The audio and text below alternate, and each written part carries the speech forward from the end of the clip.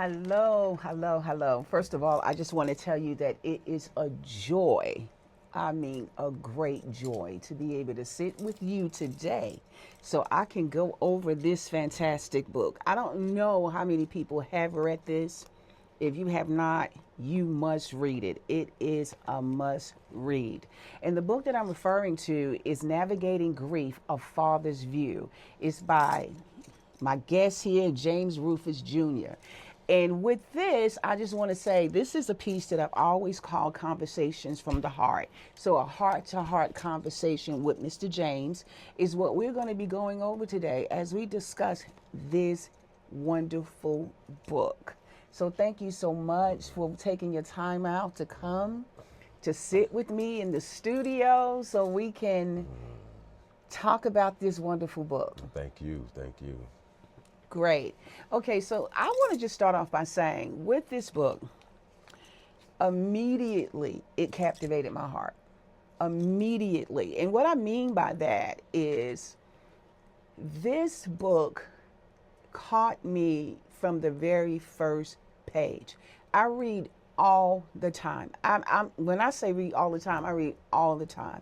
I can read anywhere between 3 to 15 books a week because I am an avid true reader. This book, I sat down and I did not put it down. The very first page, it ripped through my soul. And I'm just going to share something with you to let you know just how deep this book is from the very first page. So it starts off with chapter 1.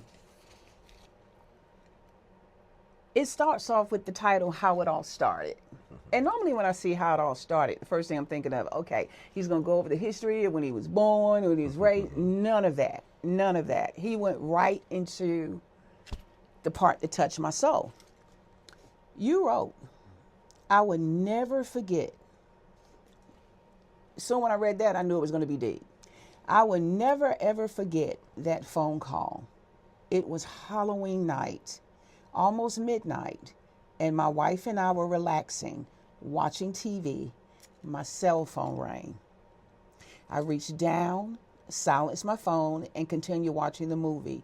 Almost seconds later, my phone rang again. I looked at my phone and repeated the same action as before. I turned my phone off. Not even 2 minutes went by, and then my wife's phone started ringing.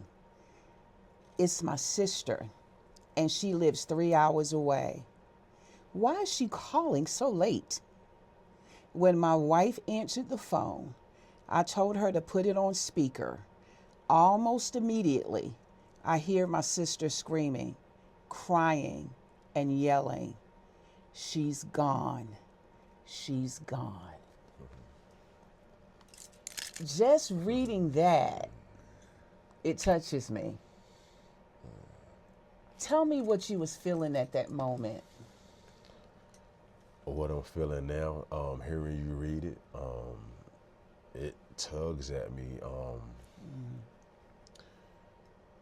I guess when hearing her say she's gone didn't resonate until I asked the question and she said my daughter's name and said she was dead.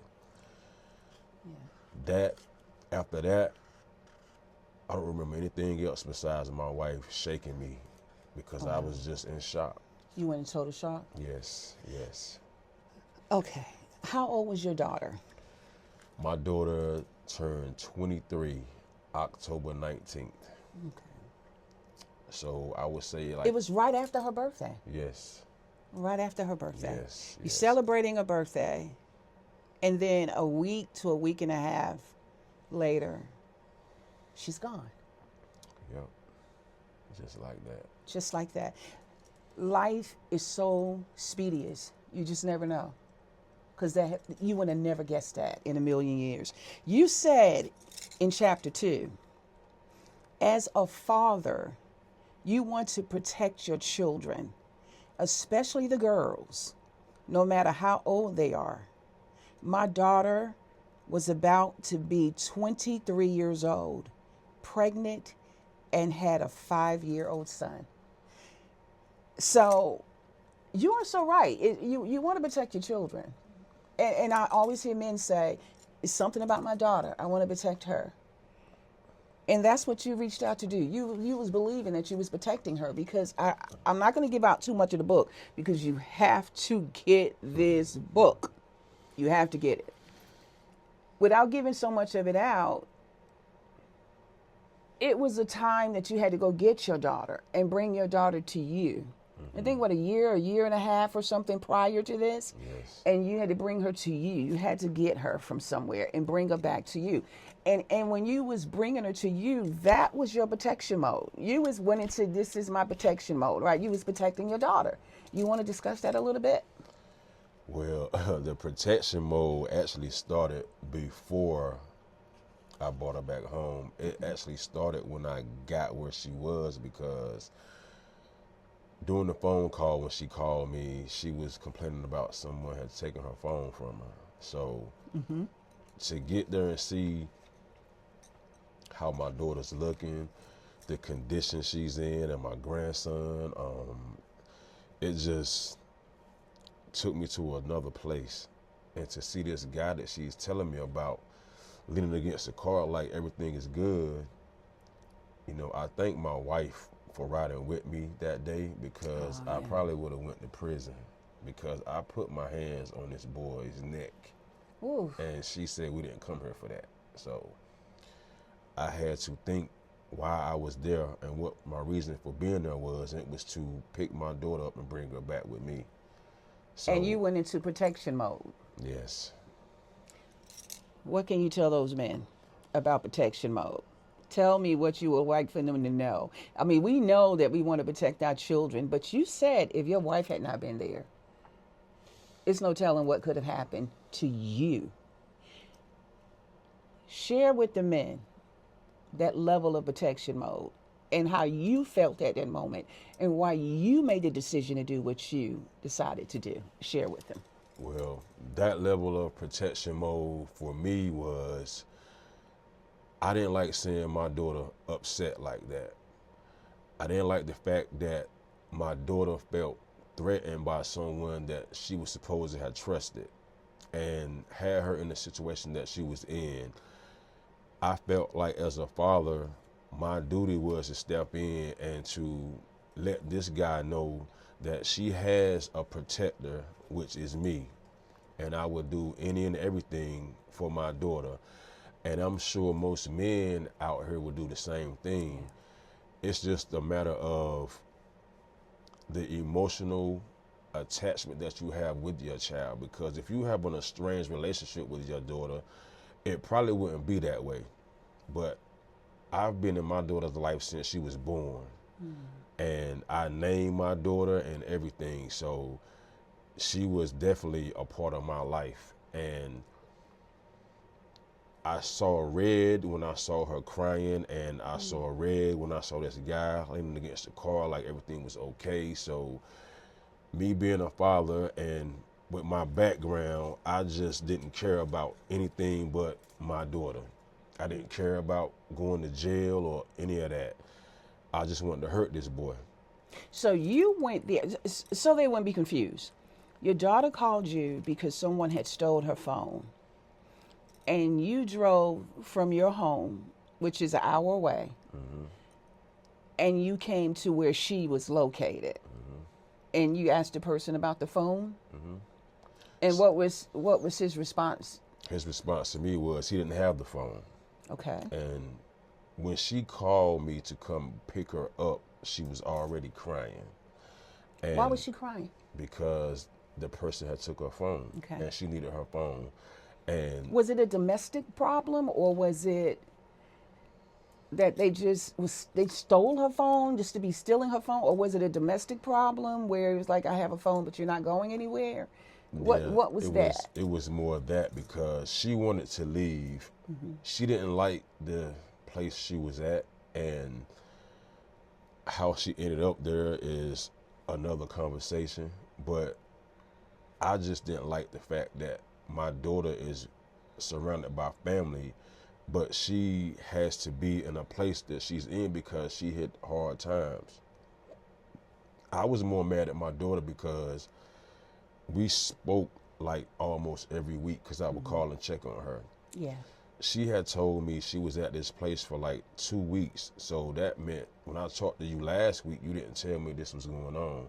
And why do you think she didn't do that? Do you think she just was trying to protect you from getting involved in what she was battling, or she just wanted to hide it from you because just out of secrecy, she didn't want Dad to know? I mean, what was her purpose, you believe, for not letting you know what she was going through all those times that y'all was having conversations? What I believe was she called me most times when she needed me, and I was always there for her. She was big on trying to do things on her own. So when things happened out of her control, she felt embarrassed. You know what I'm saying? So she felt like, okay, I didn't want to tell you because I felt embarrassed. But my thing was, you are pregnant with a 5-year-old, and things happen. And I've always been there since day one. So why would I not be here for you now? Right. And you know, that's a warning also for the ladies.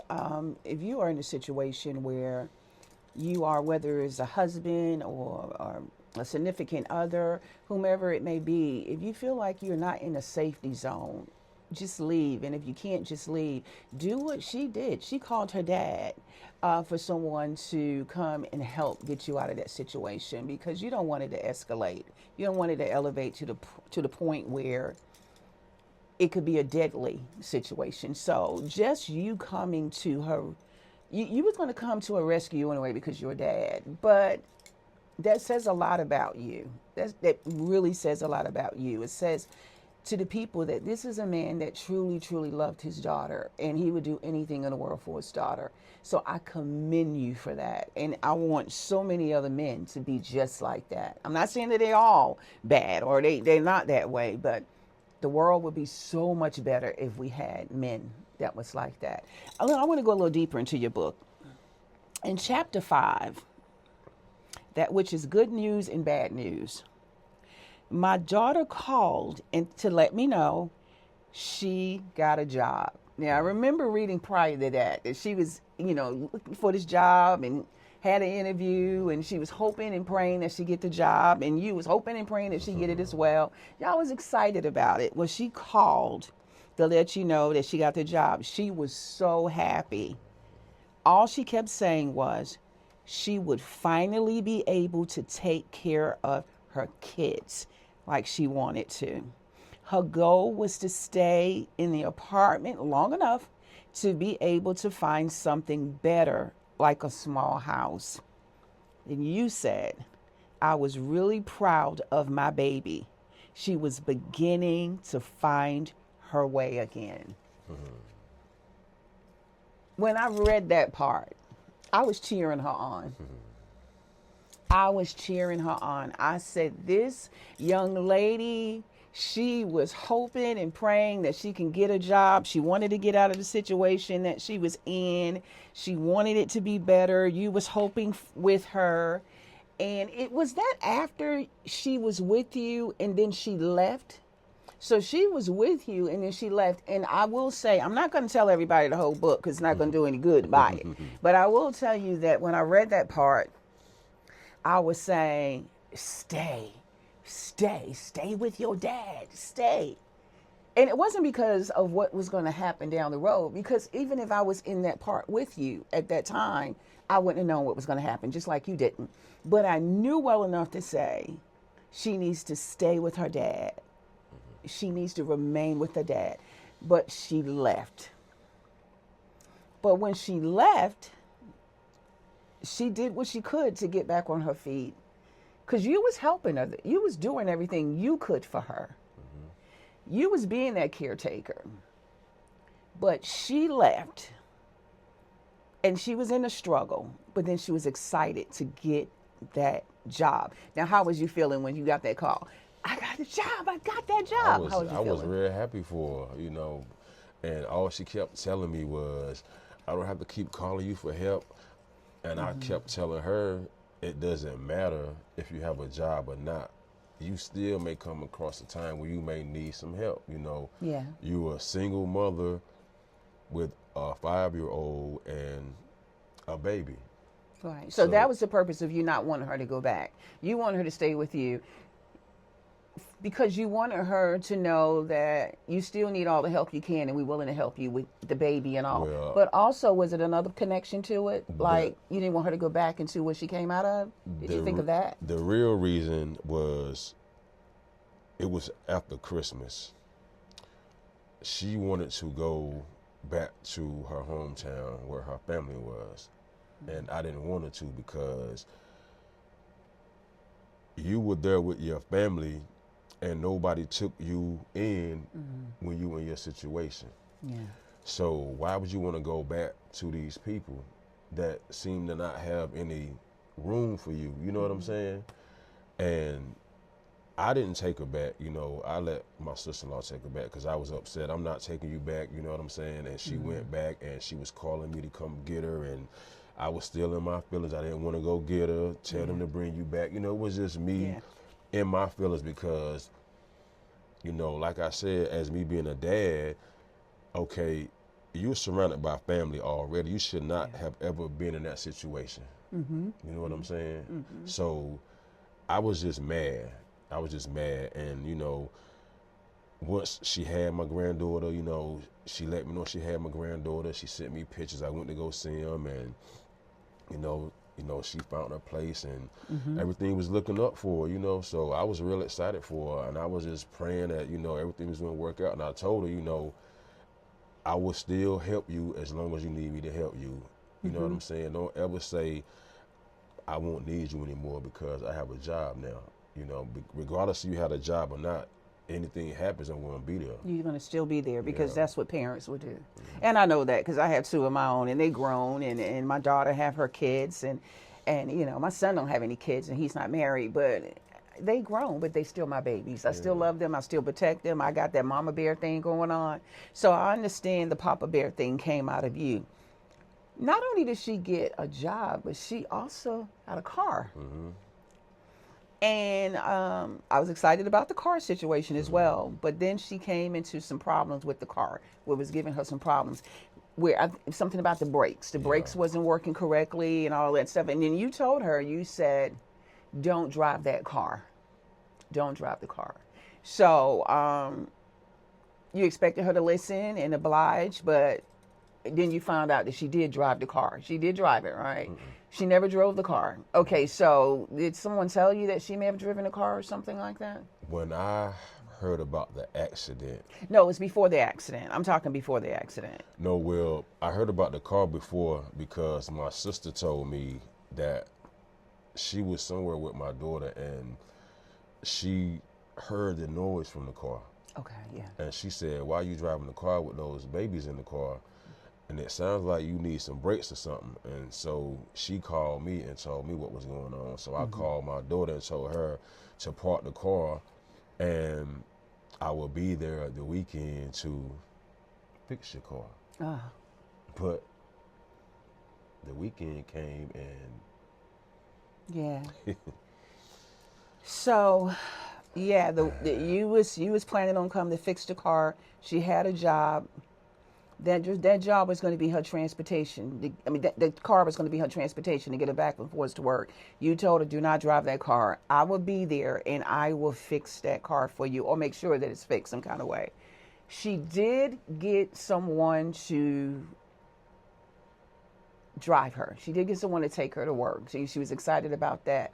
Her very first day, the very first day of work, the first day was her only day. Third day. Third day was that was her last day, the third day. Yep. And then you get that call, what I just mentioned at the beginning of the chapter, that she's gone. Yep. Changed my whole world. Changed my way of thinking. And I still have other daughters, so I'm like real extra over them to the point where, you know, if I get a phone call right now about anything, I'm gone. Just like that, I'm gone. I am gone. I don't care if I don't get the whole story. If I feel like my daughters are in harm's way, I am gone. Wow. I'm gone. I have sons too, but you know, the boys are raised different than the girls are. Yeah. Because you know, you have to teach your boys to be tough, to be a boy, like the same way I was taught. You know, you have to be tough. We don't supposed to cry, blah, blah, blah, blah. So when it comes to these girls, you have to be sensitive to the girls. Mm-hmm. You know, you have to be different. You have to be more nurturing with the girls because you want these girls to be in a position to know, and you want to show them somewhat of what a man's supposed to look like. So when they're in relationships and they have children with men, you kind of want a guy to sort of treat you how your dad shows you how you're supposed to be treated. Yeah. You know what I'm saying? Yeah, So absolutely. that's pretty much. I've never met your daughter. Never seen her in person, but I did see pictures of her. And she was a beautiful, beautiful young lady. Thank you. Thank you. Very beautiful. Very, very beautiful. Let's flash forward. The accident has happened. The toughest thing that I can imagine you had to go through. Not only burying your daughter, but writing this obituary. Preparing this obituary. And the reason why I say that is because you wrote, I stayed so focused on getting everything done. That right there let me know that you were so busy trying to make sure everybody else was okay, all things was taken care of. I'm just doing what I need to do. I stayed so focused on getting everything done that it did not truly hit me. So it did not truly hit you until I sat down and began writing my daughter's life, which was far too short. When I wrote her born date and her death date, that's when the reality really hit me. So when all of this is going on, the homegoing service plannings, and I don't like to say funerals. I don't use the term funerals. I rather say homegoing because I believe in another life. And I believe she transitioned into a better life that we can offer on earth, but still we want her to be here with us. But you was going into motion. You was on the outside driving that bodily car. You driving that engine. You just going. But on the inside, I mean, you kind of like pretty much was still in shock, I imagine. Because it didn't hit you until you wrote that born date and that death date. Yeah. What was going on with you then? I was on an emotional roller coaster. Especially when you are going through all these pictures and you start to reminisce and certain special times from when they were little and certain trips you taken with them, and it's just, you know, it's like her life was rewinded back, and I had to start almost from the beginning and push play, and I had to pick and choose certain parts that I wanted to use, and that made it tough. I mean, it made it real tough. Oh, wow. And it wasn't that you didn't have support, because you had a support team. You had people that was around you. One of your biggest supporters was your wife, who I know your wife, and she is an outstanding lady. She's always had that caring soul. And so you had your wife, you had other family members, you had friends. So you had people, but you just kept going and going and going. Did you believe that if you stopped, that something would happen, that it would, if you just had to keep going so you wouldn't have to stop to think, to feel, to breathe? That's what it was. It's like, because I didn't want to go to sleep. It was hard to go to sleep. I mean, it was real hard to go to sleep at night when you get a phone call late night with some bad news. Yeah. So that made me feel like I have to be up to watch over my other kids. You know what I'm saying? To make sure everybody's good. Like, I need to be up checking socials and everything like that. And just to sit here and write this obituary, I would cry. I would get mad all over again. And it took me a minute to write it. But once I got finished writing it, I was able to breathe a little bit. But I just didn't like the fact that this was for my youngest daughter. She hadn't even began her life yet. You know what I'm saying? Because less than a year, it was less than a year ago before that incident. Less than a year and just a few weeks after her birthday, it was celebration time. Less than a year, she was with you celebrating Christmas, enjoying Christmas. In the kitchen, they cooking, they singing Christmas songs. Oh, I was in the book. I was reading it. I was like, I can hear the song. It was such a good visual. You planted such a good visual. I was in the book and I was singing Temptation, Silent Night and everything else, in my head, because you planted that picture. That imagery was very clear. So y'all was having the best time. And then a year later, less than a year later, your daughter's birthday, and now you planning a burial. Yep. And I want to say that was one of the worst ones ever. I lost my dad, my grandparents, and other close relatives, but that pain of losing a child and having to prepare and go pick out caskets and plan this and do that. I mean, I can't imagine. I don't wish that on my worst enemy. I swear I don't. I can't imagine. I swear I don't. I don't want to imagine. I can't imagine. Don't want to imagine. I know it had to be hard. Yes. Chapter 7, testing me, is what you call this chapter. Testing me. So this was after the burial. That ride was longer than usual for some reason.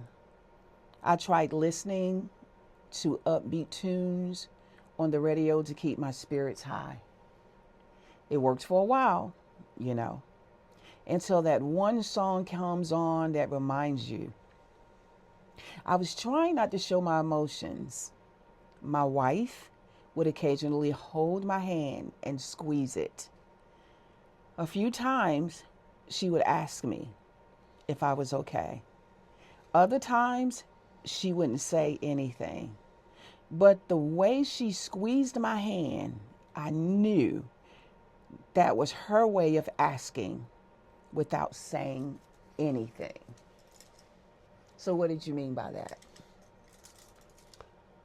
Because of, well, I'm going to start with this first. My wife and I have been together 30 years all together. This year, matter of fact, next month, July 4th, will be 28 years married.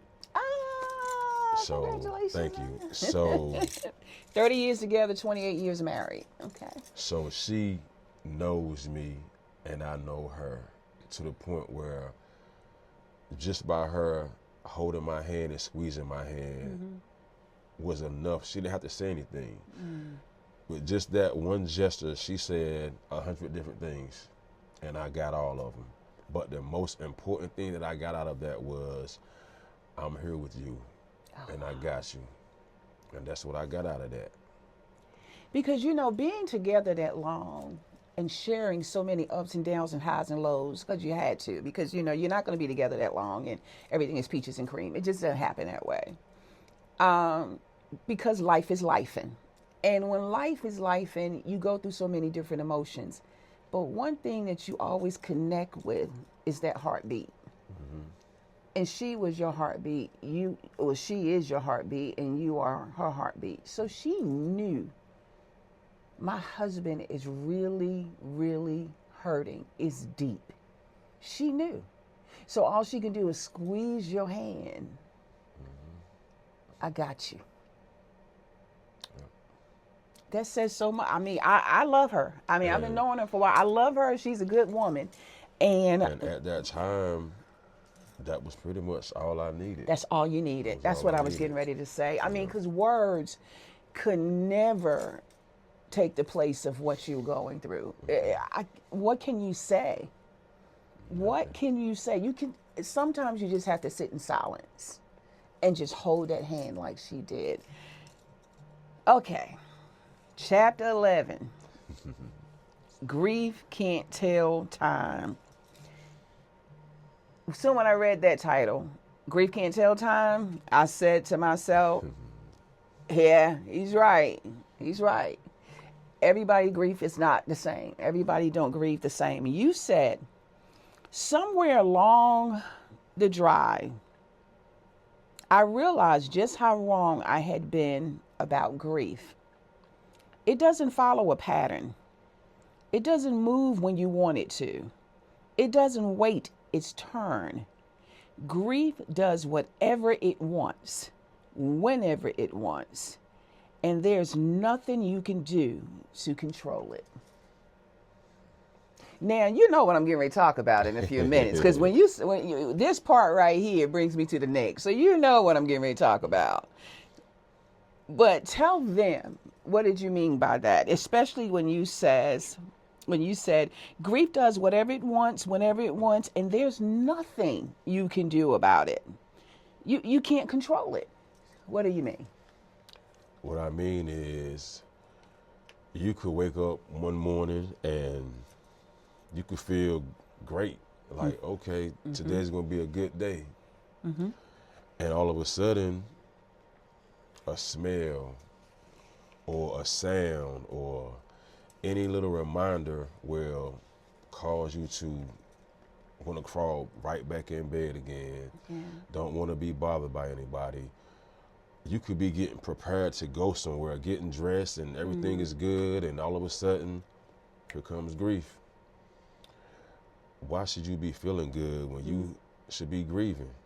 Well, maybe I don't want to grieve today. Well, guess what? We're going to grieve today anyway. Yeah, you can't control it. You can't control it. And it could be small, it could be large. I mean, my grief was bad because my grief made me start drinking a lot. Because That's what I was getting ready to get to. I said, I know you know what I'm getting ready to get to, because that's how you handle your grief. But before I get to that, let's see this. This is another very strong thing you wrote here. I remember people telling me their versions of dealing with grief and what didn't and did help them. I knew early on what was good for someone else wasn't necessarily good for me. And I'm glad you wrote that, because people need to realize everybody does not grieve the same. You know, some people say, yeah, mama been gone 20 years. What are you still talking about? Well, they may have been good for 15 years. And then something, like you said, a smell could remind you.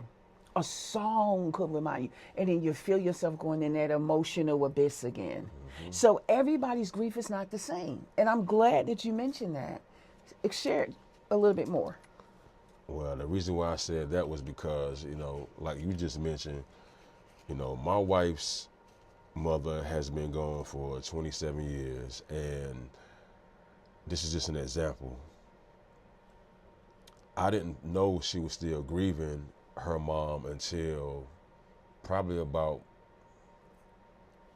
3 or 4 years afterwards. We were getting ready for Mother's Day, and she just wasn't into it. And I didn't understand why in the beginning, and till I asked her, like, you know, what's the matter with you? And she was like, it just doesn't seem right celebrating Mother's Day, and my mom is not here to celebrate her. So I said to her, well, you're a mother, so why can't we celebrate you? So from that moment, from that moment on till this day, I make sure that she is the top tier on Mother's Day because of those emotions that she still carries and the grief she still carries. And not too long ago, you know, recently, you know, she lost her grandmother. And her grandmother was like her mother after her mother passed, and they were real close. So, you know, we still dealing with more grief that she's dealing with now. So I try my best to pay attention, because some days I can tell when something's bothering her. And me being who I am, I ask, are you okay? What's wrong? And she'll say, of course, nothing. But I know my wife. Yeah. So I know it's something. So what I don't want to do is keep pushing, because I know you could be having the sorrow part of your grief. And if someone keeps pushing you, then that can turn into the anger part from grief. Right. You know what I'm saying? Right. So that's why I say people grieve different, because my grief in the beginning was anger. I was mad. I was mad at everybody. That's how I grieve. And then I drank, and I was mean to everybody else that was trying to support me, because I didn't know how to deal with it. I didn't know whether I was coming or going at one point, because like I said, you could wake up one morning feeling good, and an hour later, you're boo-hooing and crying. You know, you said something that many people will probably wonder about before they get to the part in the book, and that was the spirituality part of it. You know, as a Christian, I truly believe that God is with us all the time. You know, the Holy Spirit guides us and leads and directs us. And I'm a true believer that even when we are going through our worst, you know, he would never leave us or forsake us. The word tells us that, and I stand by that. And a part of your book, you mentioned it, because I was saying to myself as I was reading your book, okay, how did he feel now about God? How did he feel? What is his connection with God? And you said, then I turned my attention to God, which I have done so many times for different reasons concerning my daughter. So you was always praying, you was always interceding with your daughter, with God, right? The biggest thing that haunted me was the question I kept bringing to God, trying to understand why this had happened and what I could have done differently. Let me just say this, brother. Nothing. Nothing. You could not have done nothing differently. Nothing. But this is the question that people always say. What can I do, Lord? What could I have done differently to make this not happen? Whatever. Nothing. When I read your book, I see what you have done. You was there for your daughter. You guided her. You protected her. You was that father. The biggest thing that you did was pray. You prayed all the time over your daughter. That's what you did. That's what you could have done. You could not have stopped this accident. You couldn't. And you know what? Even the viewers probably say, well, she shouldn't say that. You know, maybe he could have done nothing. Nothing. I was battling with that too. You could not have, you could beat yourself up, and you could say, okay, maybe if I would have just got in my car and took her to work and kept taking her to work, or maybe if I could got there fast enough and got a car on the road, maybe. You did what you were supposed to do on this earth for your daughter. You did your part. So, nothing. You did what you're supposed to have done as a father, as a man. Now, if I'm wrong, forgive me. But you could not have stopped that moment. You couldn't. And I think once I stopped beating myself up about that, I began to breathe a little bit more easier and started focusing on, other stuff as far as, my mental, because that's what I needed. And speaking of mental, that's what you had to do. You had to reach within and say, I have to change. People told me about therapy and how it helped them with certain situations, especially grief. I thought I didn't need therapy. Like so many people say, I don't need no therapy. I don't need, no. I talk to God. I don't need it. I got a pastor. Okay. I had my Hennessy, and that was all I needed. Whenever I got in my feelings or just overwhelmed, I would make a drink, then another, and another, and another, until my mind, what happened? The pain was gone. But that was temporary. I thought it was gone. Yeah, that was just a Band-Aid. That was a Band-Aid. It was a Band-Aid. Tell us about the Band-Aids. Tell us about those times that drink seemed like that was your support system. Well, mainly because when I would drink, I wouldn't think about it as much. You know what I'm saying? When I thought about it, I need to drink. I got to get this out of my mind. I don't want to spend all day feeling like this. I felt like this yesterday. So when I drank my drinks yesterday and finally passed out. So you would drink until you literally passed out? Sometimes I would, or sometimes I would just drink until I'm gonna just be real, until I got cursed out because I needed to stop drinking. Because it was causing issues in my marriage, in my family, in the house, and all that. But that was my way of coping. But I read that you didn't even realize just how much you was doing it. You was doing it on a regular basis, but you didn't realize you was doing it. Yeah. They knew you was doing it. They could see, and it was causing a disturbance in a home. But you didn't realize it because you made that your Band-Aid. It became a normal thing for me. It was like I would wake up. Some mornings I would eat breakfast. Some mornings I wouldn't eat breakfast, or I have a drink with my breakfast.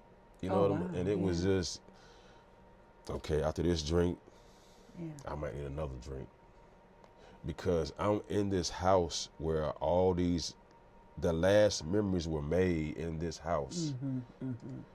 I'm looking at this area, this space where we was just last decorating the tree at. I'm walking past this bedroom going into, which used to be my man cave, which was my granddaughter's room. Right beside there is the room where my daughter was in. So it's all these things, and going in the cabinet in the bathroom and getting stuff for my granddaughter, some things my daughter left. You know, like right now, it's a bottle of perfume that my daughter left that my granddaughter holds dear to her because she knows it's her mom's. See, stuff like that would cause me to want to block out these feelings that I was having, because you don't want to feel like this all the time, every day. And every day, especially in the beginning, that's how I felt every day. I did not want to wake up. I was mad with God. I was mad with everybody. I just wanted to drink and find out why this happened to my daughter. And at the time, you got your granddaughter. You took in your granddaughter, right? So even today, y'all have your granddaughter. So you're raising your granddaughter. You raising her, you doing exactly like you did with your daughter. You making sure that she's safe, she's protected. I'm going to make sure I care for her. So you doing that, but at the same time, you wasn't caring for you at that moment because you was so in pain. You was hurting so deeply. So you drank yourself to pieces. But here goes the part that I love the most. Because I'm literally crying when you're reminiscing in the book about the Christmas stuff. I'm literally crying. You know, I had to put the book down for a second and catch my breath. When you sitting there with a drink in your hand and you can see and feel all these things that's happening. But then it was a part in the book. Oh, should I tell this part? All I can say, y'all have to get this book. And then they gonna no, you gotta tell it because you don't say that much. Okay, I would say this. You had some type of supernatural thing to happen. While you were sitting in a recliner and you that I'm like, ugh. When I was playing the video game. Yes, you was playing a video game, and I said that is the peace of God. That's God just bringing you peace. I mean, tell me about, you want to share that, or you want to just get this book and read it for themselves? I mean, you brought it up. We might as well talk about it. Yeah, because the viewers are going to be like, look now, you got to tell me this part. But go. Well, basically, when my daughter was there with me, when she was staying with us, I out of respect for my wife and everybody, because I always had my video game on the television downstairs. So when everybody would go to bed, that's my time for me. I'm always a night owl, so to speak, anyway. So I would play my game, and I could feel myself getting sleepy, but I would, keep playing the game. I'll doze off a little bit. And for some reason, my daughter always came down late night to eat. So how our living room was set up, the dining room area was right behind it. So she could reach over. If I'm dozing off, she would smack me on the back of the head, be like, "Daddy, wake up, go get in the bed." So I'm like, "All right, I'll go get in the bed," or I say I'm not asleep.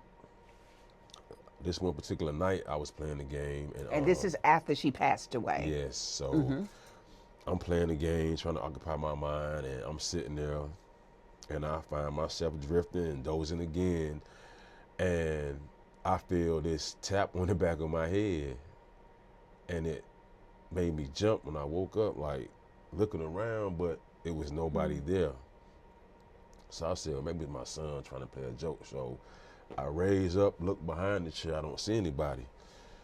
And I just looked up at the sky and at the ceiling and smiled and said, "Okay, baby girl, I'm about to go to bed." And I just smiled and I got up and I said, "That's my baby telling me to go to bed. Like she always did. "Daddy, go to bed. Wake up, go to bed." So after that, I was like, okay, maybe, I can get through this thing now.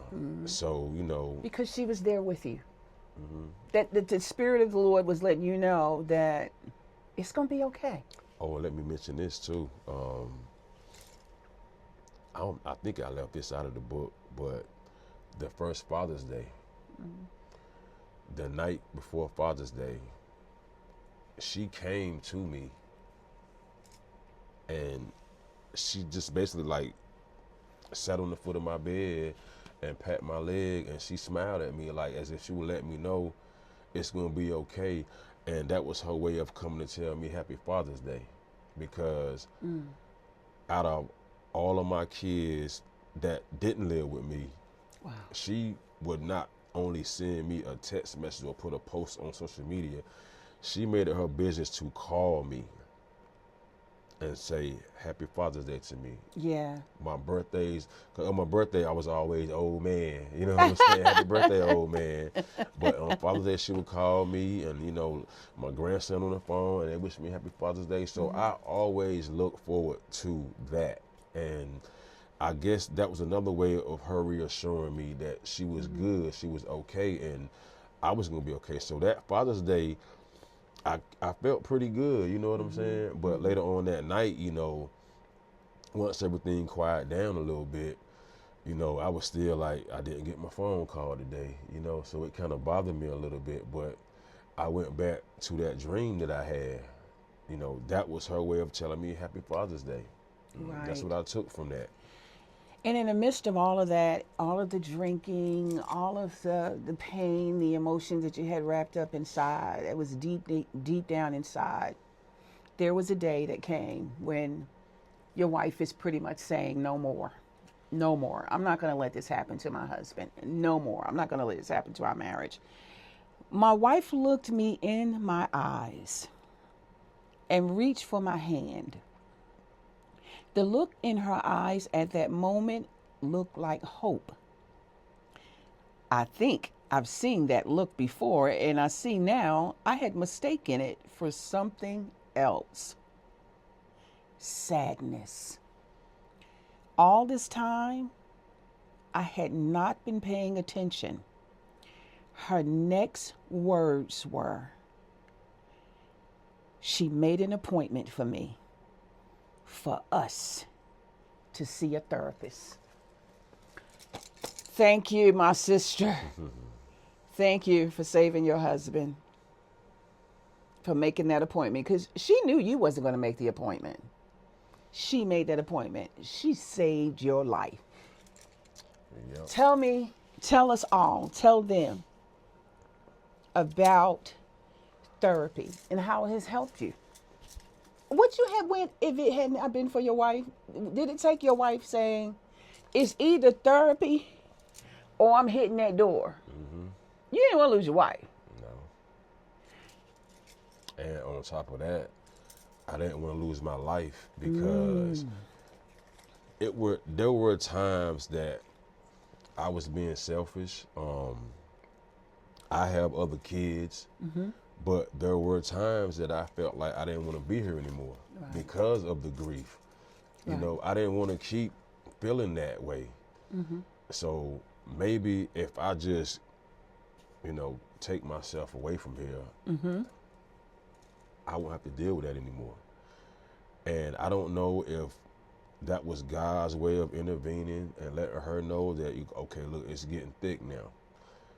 And like I said, she gave me an ultimatum basically telling me, if you don't go get therapy, I'm going to take the kids and we gone. And like I said, that look in her eyes, she was sad, she was hurt. And it's like she was almost pleading with me. So I just said, you know what, I'll give it a try. Because the whole time we talked about it, I had been pushing it to the back burner. I don't need therapy. Black people don't go to therapists. That's my attitude. Well, that's the attitude in the black community. Yeah, black men don't need therapy. I didn't go sit and tell somebody my business for. That's the attitude I had because that was what I was seeing and taught growing up as a kid, that we don't do that stuff. You don't tell your business. You keep it to yourself. Exactly. Like what goes on in this house stays in this house. That was the golden rule in the black community. And then you had the older Christian women that may say, you don't tell it to nobody. You keep it to yourself, or you keep it in our family. But if we had to discuss it with somebody, we'd discuss it with our pastor. But pastors are going through stuff too. Yeah. So, pastors is going through it too. So I told her, I said, you know what, I'll go. And she said, well, good. She already had the appointment made and told me when we were going to go. And we went together as a family at first. And then the next session, we just went, her and I went together. And then she did one with the kids alone. But she also gave us homework to do. To go home and try different things. And therapy really saved my marriage. It saved my life. I mean, I did the homework. I put the work in because I really love my wife. I love my family. And, I know in my right mental state, I would not want to kill myself. But because of that grief will make you think you want to do some crazy stuff that you normally wouldn't even think about doing because you're trying to get away from it. Yeah. And therapy also taught me how to stop running from my grief. And I realized that when I was drinking, I was trying to run from the grief, but not realizing I was making it worse. So the therapy helped me cut back on my drinking, you know what I'm saying? And I just, went through the motions. And at the end of the day, what I learned from it was when you are going through your grief, you have to sit in your grief. You can never avoid it. It's going to come. It's going to come when you least expect it. But the thing to do is not try to find something to do to not think about it. Just go through it and let it happen. And once you sit there and go through those emotions, whatever the emotions may be, afterwards you like, I needed that. And that helps a lot. It helps a lot. I am so glad that you was able to get through it. And not only are you able to get through it, or were able to get through it, now you are blessing other people that's going through what you went through. You're getting ready to start an organization, a grief organization with men, right? Yes. So don't you tell us about it? Let them know about this organization that you're forming or has formed, and it was soon to come for men that is grieving. It's actually called Navigating Grief Support Group. It's mainly focusing on men dealing with grief that really don't want to go sit down and talk to a therapist one-on-one or feel like they're in a therapy session. My goal is to create a space where men like myself, not only dealing with grief associated things, but other mental things as well, can come be around a lot of men that are just like them, going through the same things, and we can all sit here and talk where there's no judgment. There's no one having to worry about feeling less than a man, because that's our number one problem with dealing with grief or talking to someone is it makes us feel weak. or less than a man, because men taught growing up we're not supposed to show those kind of emotions or hurt or feelings like that. But that's untrue, because a lot of black men especially die from things dealing with hypertension, stress, leading to strokes and heart attacks, because everything is here. And we try to use other substances, whether it's drinking, drugs, or whatever, to mask those things. But it's like you said, it's a Band-Aid. You need that space where you can just go sit down and talk and let it out. It's okay to sit around another guy and cry and you get a pat on your back or a tap on your shoulder. It's going to be okay. We need that. Yeah. We need it in our communities. I think if a lot of men, especially black men, will go to talk to someone, that they will be probably better fathers, better men in general. You know what I'm saying? Because if you're walking around with stuff going on inside you, you're not right. Right. And at any drop of a dime, you could snap on anybody at any given time, or you could just decide, you know what, I can't do it no more. You driving your car, you say you want to crash it into the ditch or in a tree because you're done, because you don't have an outlet. I'm trying to create a space and an outlet so that men won't necessarily feel like, oh, I'm going to therapy. And on top of that, But they may not want to do therapy, but aren't you going to have some therapists involved in it as well? Wouldn't it be a Yes. social worker or a therapist or grieving counselor or something? Yes. A grievance counselor or some type of therapist would be there, right? yes, that is only because of the fact that I'm just a regular human being and I'm going through stuff. I'm still grieving. And I feel like someone there with that certification can be like sort of a guide. Yeah. Whereas if to give me certain things or certain pointers that I can use in this session to make the men feel more comfortable without it sounding so technical, like they're in a actual therapist's office. You know what I'm saying? So that's why I'm trying to set it up like that. And of course, it's not going to be a charge. It's going to be free. That is So awesome. I'm That's a setting safe place everything to up. go to. Yeah, so I don't want them to yeah. feel like, well, you know, you go to therapy, you have to pay for it. Well, this is kind of like therapy, but it's more of a support group. We are here to support each other. Right. And you shouldn't have to pay to support someone. You know what I'm saying? So that's why I'm doing it. And just a lot of things that's been happening in the community in general with people that I know and familiar with, it's just pulling me and tugging me that something needs to be done in the black community for black men, because we don't have that. That's awesome. I commend you for that. I'm so grateful that out of all of this that you went through, out of the midst of all of it, and I know it has been horrific. It's been a tough ride. You have gathered up enough strength to be able to reach out there and help someone else, because I always believe that why learn something, and you had to learn something from this. Why learn something if you're not willing to share and help someone else come through, get their breakthrough? And you're going to allow people to get their breakthrough. And just talking about this book allows people to get their breakthrough. I mean, the group is for men, but women as well as men. Women, please get this book, because this book will help you get through whatever you're going through. You will know that you're not by yourself. You are not alone. You may not even lost a loved one, but you may be going through a grieving process because of something else that's happening in your life. If he can get through this, if God can give him the strength to get through this, God will also give you, and trust me, he will give you the strength to get through it as well. So please, please go out and buy this book, Navigating Grief, A Father's View. It's not that expensive.